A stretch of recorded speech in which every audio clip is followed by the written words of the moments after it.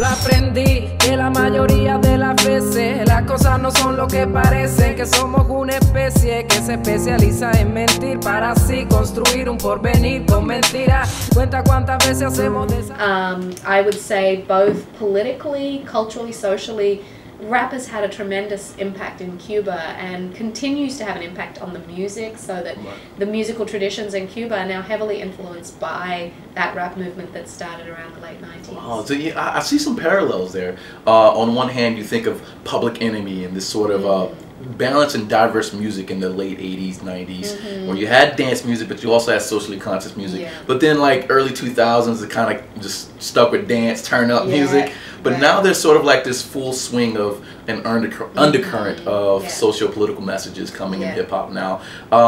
With Cuban rap groups like Los Aldeanos, am I pronouncing that right? Aldeanos. Almost got it. Aldeanos. I think their overall message, of course, was politically driven. They wanted their leaders to adhere to the ideals and promises of the Cuban Revolution, right? But those ideals and promises weren't met. Do you think, in a way, their impact is still being felt or diminished since they're not relevant anymore, in a sense? Well, I wouldn't say... Los Aldeanos are, I think, one of the groups that really are relevant. And still to this day? Yeah, well, I guess they don't live in Cuba anymore, so maybe, you know, I'm not sure exactly what their latest sort of music production is, but up until very recently, I think that they've been very relevant, that what they were doing was something that was sort of a different tenor and tone to what was being done in the early 2000s. Now it is kind of more... Their stuff is just more out there, more critical, more very openly critical of the government than the previous rappers were. They've also faced more kind of criticism, more censorship for what they're doing. They've also had, you have to also, you know, think about the broader shifts in digital technology that have happened in the last decade. And so while for the early wave there was no YouTube, there was no Twitter, I mean, there was no you know, ways for them to get out their message in that way. Now with iTunes and with whatnot, I mean, groups like Los Aldeanos from within Cuba can reach really large audiences. It's not that they make money out of that, but their music can be heard by much larger audiences than was possible 10 years ago. Is there a balance between, I guess, some hip-hop fans would feel as though political rap is preachy in a sense, and that some of it isn't sonically appealing musically. There's a lack of musicality, but when you combine the two, like artists like Kendrick Lamar, for example, the messages get through subliminally in a subtle way. Is there a difference, you think, between being subtle or being too aggressive? Which one works the best, I guess?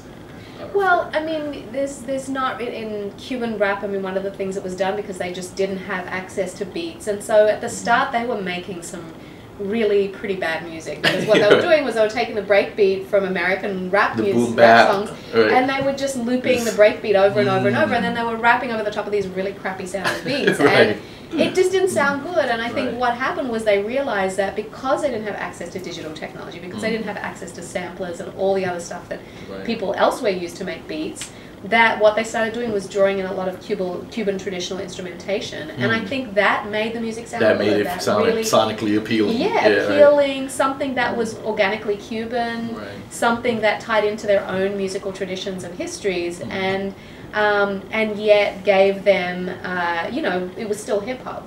And so that was one thing that I think happened with Cuban hip-hop, is they sort of shifted from trying to imitate American rap, like global hip-hop scenes did all over the world. At some point, that stage of imitation. That stage of imitation, but the Cubans had the advantage of really tapping into their traditional resources and culture, and they had people from the music institutes come and perform bata with them and the other kinds of Cuban drums, and so... I feel like dancing already.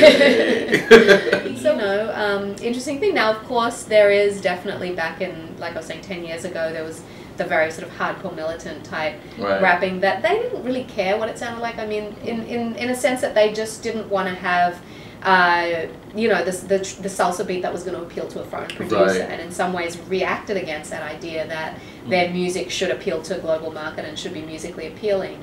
and they sort of considered that as somehow being selling out, and which in some ways right. it was, because there were a lot of groups that split up because a producer came and said, oh, do you guys want to come and play salsa music for my label? One person said yes, two people said no, and then felt like, well, we've just given up our chance to leave the country and to really make any money with this. That's tough. So there was a lot of really critical decisions that people had to face, and that's why you had this sense of some people being more hardcore than others. Than others. Okay. You also said, quote, pro-democracy means something completely different to Cuban rappers than it does to USAID. How so?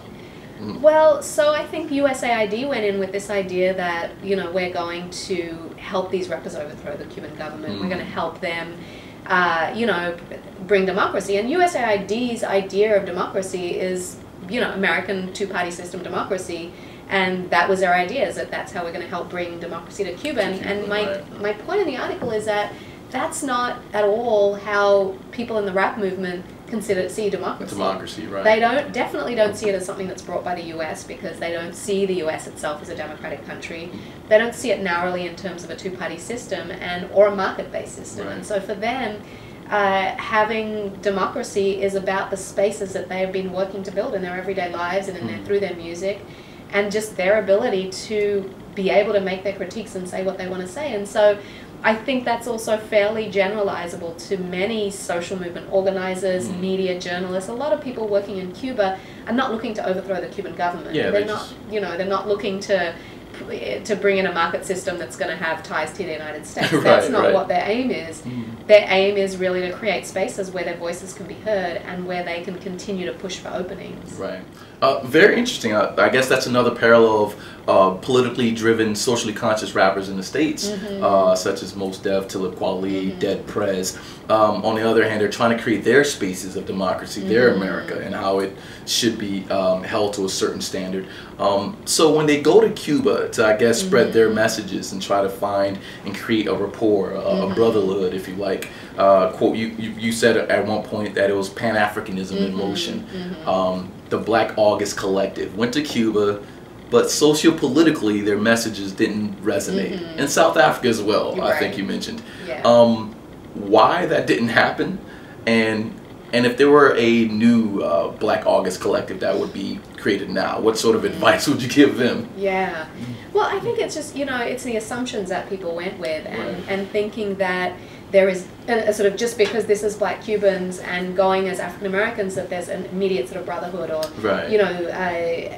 synchronicity between what these different groups want, and that just wasn't the case. And so when Dead Prez went and they were up on the stage in Cuba and they said, started burning a dollar bill, and they said, this is because this dollar bill is, on the backs of our children, on the backs of our people, that this money is being made. And the Cubans went crazy because they said, what can I get for a dollar bill? And then they burned a $5 bill, and the people actually went nuts and said, and so there's just this kind of disconnect between what that dollar bill means in the context of the United States and what it, for Black people here, and what it meant in Cuba for people who had no access to foreign currency, particularly the poorest of the poor in Cuba, and who, felt that there was just that lack of ability to translate. The intention is there, the impact is right, and so total different thing. It's just about understanding the basic struggles of Cubans and listening to them, and I feel that this is not just something limited to Black August. It's not just something limited to people who visit Cuba.